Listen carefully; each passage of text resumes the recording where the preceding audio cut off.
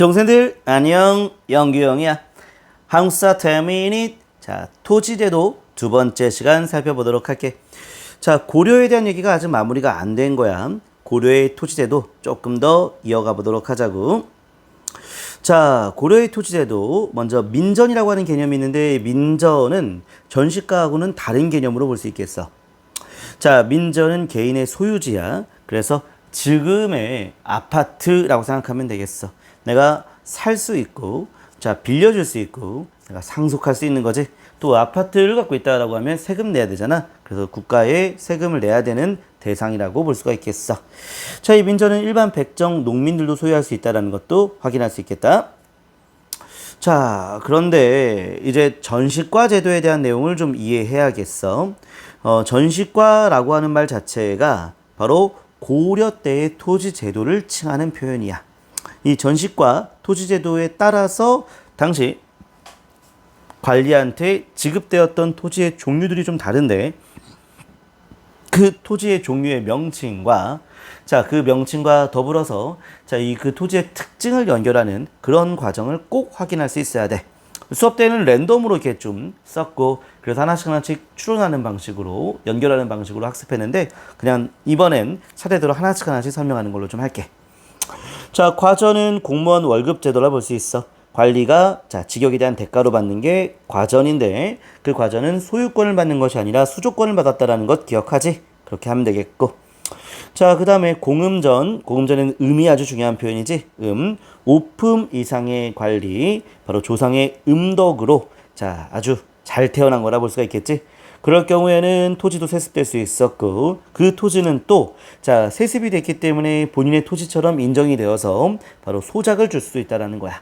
토지를 빌려줄 수도 있다는 거지. 그러면 절반을 쟁수할 수 있는 토지가 되는 거야. 공신전도 마찬가지였던 거고.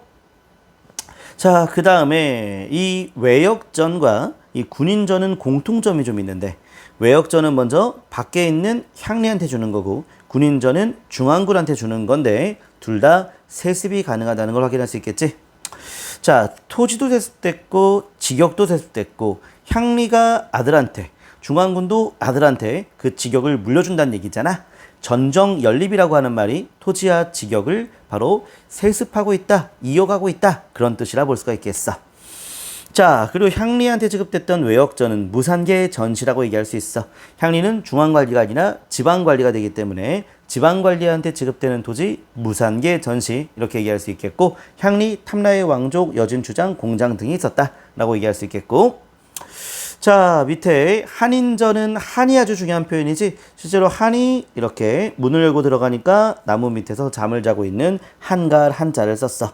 그래서 아직 유품 이하의 관리이긴 하지만 관직이 오르지 못했던 무관직 자제한테 일시적으로 한인전을 주는 거고, 관직이 오르게 되면 한인전은 반납, 과전을 받는 거라 볼 수가 있겠지.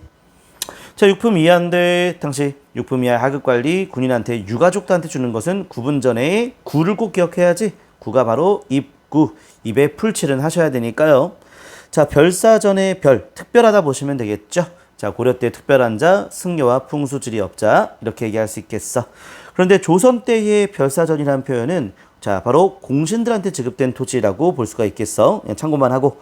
자, 내장전은 왕실 의 경비를 위해 지급되는 거고, 공회전은 관청의 경비로 지급되는 것이었고, 사원전은 절한테 지급되는 토지가 되겠다. 자, 근데 내장전과 공회전은 공전으로서 국가에서 세금을 걷는 그런 토지가 되겠다. 자, 이렇게 했고, 이렇게 해서 전시과의 토지 종류들을 이렇게 살펴봤는데, 자, 옆에 보면은 그 전시과와 이 고려 말 때, 그리고 이제 조선의 근간이라 볼 수 있는 과전법, 어떤 차이가 있는지를 좀 볼게. 전시과 고려 때의 토지제도는 전지뿐만 아니라 시지가 있다라 볼 수 있어.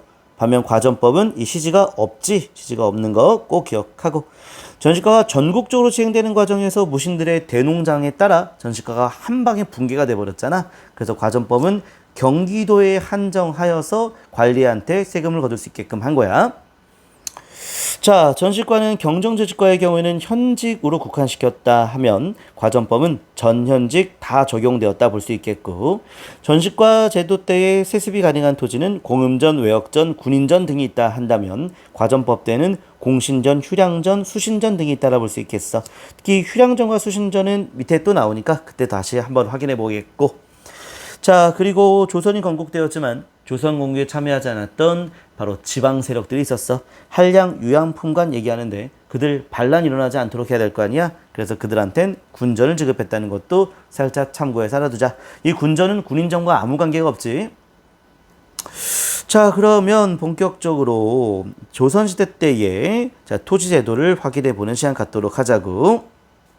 자, 여기서 질문이 좀 많이 들어오는 얘기가 바로 전주전객제와 지주전호제에 대한 내용이야.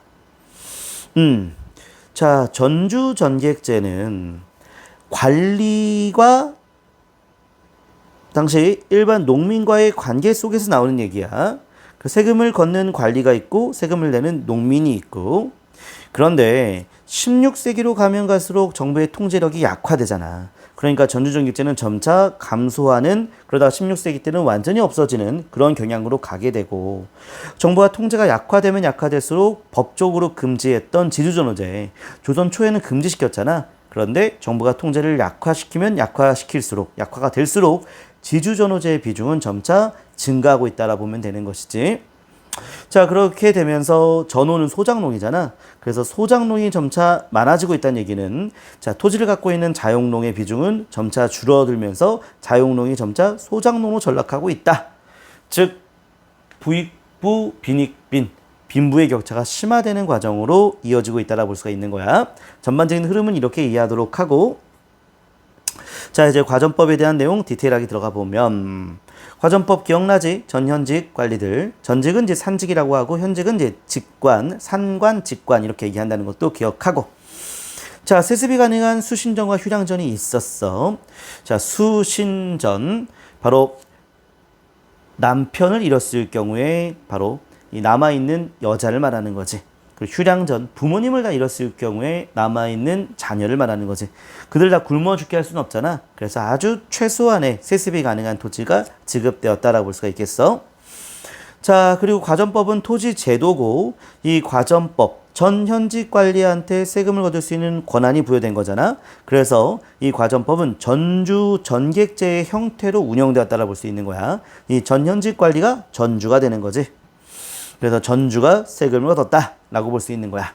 그리고 과전법 당시에는 정부가 법적으로 지주전호제를 금지시켰다라고 볼 수가 있는데, 이거는 초만 그렇고 점차 지주전호제는 확대된다는 것은 우리 아까 전에 확인했었지. 자, 그런데 이제 과전법, 고려 때에 나타난 특징이 조선 때도 나타나는 건데, 시간이 지날수록 수조권은 점차 부족해지는 거지. 계속 관리는 배출되니까. 그래서 세조가 바로 현직 관리에 국한시켰고, 세금은 이제 현직 관리에만 걷게끔 했다는 것이었고, 그리고 세습전은 완전히 없어졌다라고 볼 수가 있겠어. 수신전과 휴량전만 하는 거지. 그런데 현직 관리가 은퇴하면 아무것도 못 받게 되니까 현직에 있을 때 수조권을 남용하는 모습을 보이게 되는 거야. 현직에 있을 때 세금을 무리하게 걷는다는 거지. 그렇게 세금을 무리하게 걷어서 뭐 하냐면 그 토지를 사는 거야. 점점 자기의 토지를 늘리는 거야. 농장으로 늘리는 거야. 그럼 이 농장으로 본인이 직접 경작하는 거야? 아니지. 그 농장은 어떤 형태? 지주전호제의 형태로 운영이 된다는 것이야. 점차 지주전호제가 확대되는 경향으로 나아가고 있다는 것이지. 자, 그런데 이런 현직 관리가 수조권 남용하는 이런 현상, 이것도 막아야겠지. 그래서 관청이 세금을 대신 걷어서 관리한테 주겠다라는 거야. 그러니까 현직 관리의 수조권 남용 현상은 좀 많이 줄어들었다라고 볼 수가 있긴 한데, 그래서 국가의 토지 지배력이 강화되었다라고 얘기할 수 있는 건데, 절대 오해하지 말 것. 이 관수관급제가 직전법 폐지는 아니지, 직전법을 운영하는 방식의 변화를 말하고 있는 것이야. 직전법 폐지는 바로 명종 때 나오지. 자, 명종 때에는 16세기 명종 흉년도 많았고 외구의 출몰도 많았고, 그래서 아예 직전법이라고 하는 토지제도 자체가 붕괴가 돼버렸다라고 볼 수가 있겠어. 그래서 이제 관리한테는 이제 수조권을 안 준다라고 볼 수 있기 때문에 자, 이제 전주종격제도 폐지되었다라고 얘기할 수 있는 거야. 세금을 걷는 관리, 세금을 내는 농민, 이러한 형태로 운영되는 전주정격제는 이제 아예 없어지게 되는 거지. 자, 그래서 명종 때 직전법 폐지 이후부터는 수조권, 전주, 전객, 자, 직전법 이런 말들은 다 나오지 않는다라는 것을 꼭 기억해두도록 하자고. 자, 녹봉은 예전부터 지급되는데 이제는 녹봉만 지급되는 형태가 되었고, 자, 그리고 수치체제의 문란이 너무나 심화된 상태에서 백정 출신이었던 임꺽정이 난을 일으켰는데, 이때 우리 기억나나? 자용농이 많아졌어? 소장농이 많아졌어? 소장농이 많아졌잖아? 자, 토지를 갖고 있는 농민이 점차 소장농으로 전락하는 모습이 되기 때문에 그 소장농들 불만이 쌓이면서 임꺽정의 난에 많이 가담했던 모습이라 볼 수 있겠어. 지주로 전후제가 점차 확대되는, 빈부의 격차가 확대되는 모습이 명종 때가 되는 거야. 자, 명종 때의 국가 통제력이 약화되었다라고 얘기할 수 있는 것이지. 그런데 수조권 폐지 자체는 국가가 직접 이제 농민한테 세금을 걷는 것이기 때문에 국가가 세금 걷는 측면에서 농민에 대한 지배권은 강화되었다라고 볼 수가 있겠어. 그런데 점차 16세기로 이어질수록 국가의 통제력은 약화된다라는 것. 예, 국가의 통제력은 약화된다라는 것. 이것은 놓치지 않았으면 좋겠어. 헷갈리지 않았으면 좋겠어. 자, 이렇게 해서 자, 전반적인 토지제도에 대한 내용을 마무리했는데 이렇게 용어에 대한 정확한 이해와 그 용어가 또 어느 시대에 나타난 것인지, 자, 특히 이제 제도 같은 경우는 그 전후 맥락에 대한 이해를 좀 잘하면 좋을 것 같습니다. 예, 수고하셨습니다.